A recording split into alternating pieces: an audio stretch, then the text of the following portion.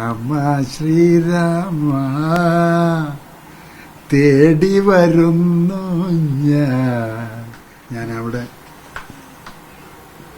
ജഗതിയിലെ സ്ഥാനാർത്ഥിയായിട്ട് നിൽക്കുകയാണ്. അവിടുത്തെ ഇലക്ഷന് കെ.ബി. ഗണേഷ് കുമാറിന്റെ അദ്ദേഹത്തിന്റെ പാർട്ടിയുടെ കേരള കോൺഗ്രസ് ബിയുടെ തിരുവനന്തപുരം ജില്ലാ പ്രസിഡന്റാണ് ഇപ്പോഴും. അപ്പം ആകപ്പാടെ ഒരു സീറ്റ് നമ്മുടെ ഇടതുപക്ഷ ഘടകകക്ഷിയുടെ നിലയിൽ തന്നു. അപ്പം അവിടെ ശ്രീ കെ.ബി. ഗണേഷ് കുമാർ പറഞ്ഞത് പൂജപ്പുര അവിടെ നിന്നാൽ മതി. പൂജപ്പുര നിൽക്കാൻ പറഞ്ഞപ്പോൾ എനിക്ക് അവിടെ ജഗതി എന്ന് പറയുമ്പോൾ എൻ്റെ ചേട്ടനുമായിട്ട് എന്തുമാത്രം പഴയ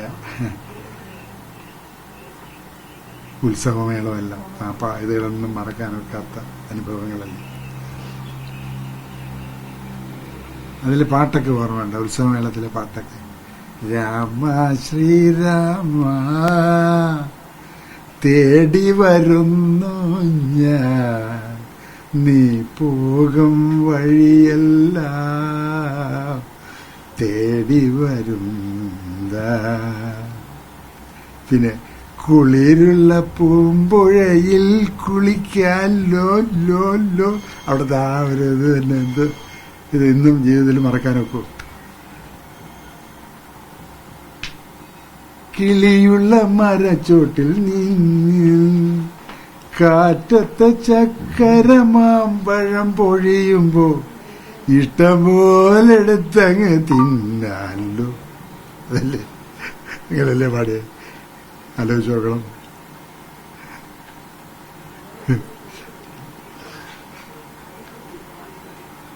അതേപോലെ എത്ര പടങ്ങൾ, സീസൺ, കുയിലാച്ചി എന്ന് പറഞ്ഞ ആ വേഷം.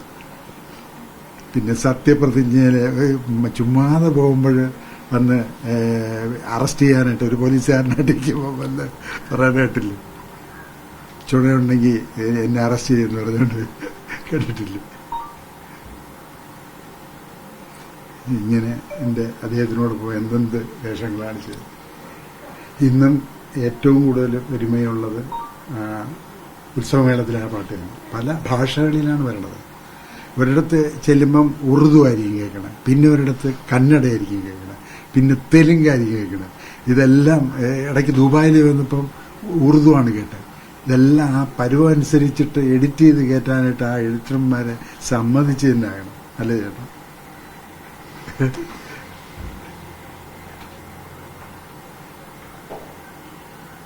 അതേപോലെ പത്മരാജൻ സാറ് നമ്മളെ ഇന്നലെ എന്ന് പറഞ്ഞ ആ സിനിമ ചെയ്തുകൊണ്ടിരുന്നപ്പോൾ ഞാനല്ലേ അന്ന് അസിസ്റ്റൻ്റായിട്ട് നിൽക്കുന്നത്. അത് സ്ക്രിപ്റ്റ് ഡയറക്ടോറിയൽ സൈഡിൽ എഴുതി കൊടുത്താണ് ഓരോരുത്തരെ പഠിപ്പിക്കുകയൊക്കെ ചെയ്യണത്, പഠിക്കുന്നതും വായിക്കുന്നതൊക്കെ. അന്ന് ഇന്നത്തെ പോലെ എളുപ്പം ഫോട്ടോസ്റ്റാറ്റ് എടുക്കാറില്ല. ഇന്ന് കുത്തിയിരുന്ന് എഴുതി 15 പേപ്പറൊക്കെയാണ് കാർബൺ വെച്ച് എഴുതിയെടുക്കുന്നത്. എന്നിട്ട് ഒരു ദിവസം ഞാൻ വെളുപ്പാങ്കാലത്തെ പിന്നെ എഴുതിക്കൊണ്ടല്ലായിരുന്നപ്പം എനിക്കൊരു സംശയം, ചേട്ടൻ്റെ ഡയലോഗ് എഴുതിയിട്ടില്ല. ഇന്നലെ പിന്നെ രംഭ ലോറി കിടക്കുന്നത് അത് ഇതെന്നെല്ലാം പറഞ്ഞുകൊണ്ടൊരു തമിഴ് ആളിൻ്റെ വേഷം. അപ്പം ഞാൻ പറഞ്ഞു, സാർ ഇത് എഴുതിയിട്ടില്ല സാർ. അതെന്ത് സാർ? അത് ജഗതിക്ക് മാത്രമേ ഞാൻ അങ്ങനെ ഒരു ഇതുള്ളൂ. എനിക്ക് എൻ്റെ ഹൃദയത്തിൽ അദ്ദേഹം കടന്ന ആളാണ്, അതുകൊണ്ട് ആ ക്യാരക്ടർ എഴുതുന്നത് അത് അദ്ദേഹം ചെയ്തോളൂ എന്നാണ് പറഞ്ഞത്.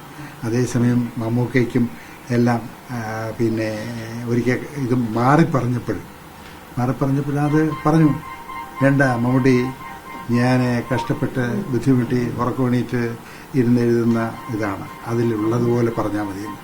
എൻ്റെ ചക്കര ചേട്ടന് മാത്രമേ ആ ഒരു ഇത് തന്നിട്ടുള്ളൂ, ആ ഒരു സ്നേഹവും അധികാരവും എല്ലാം കൊടുത്തിട്ടുള്ളൂ. ഡയലോഗ് സ്വന്തമായിട്ട് പറഞ്ഞെഴുതിയാണ്. മറ്റേ സാറിൻ്റെ ഡയലോഗ് ഒരു മനുഷ്യർക്ക് പറയാൻ ഇഷ്ടമല്ല, അത് മാറ്റി പറയാൻ പാടില്ല.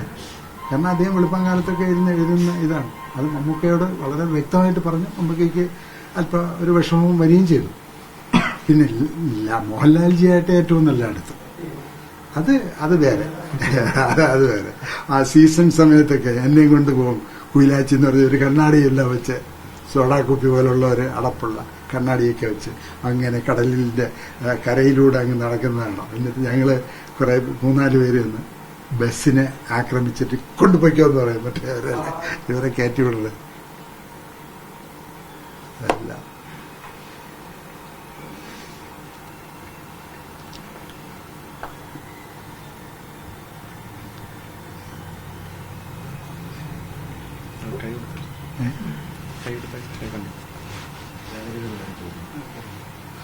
ഞാൻ അപ്പുറത്തേക്ക്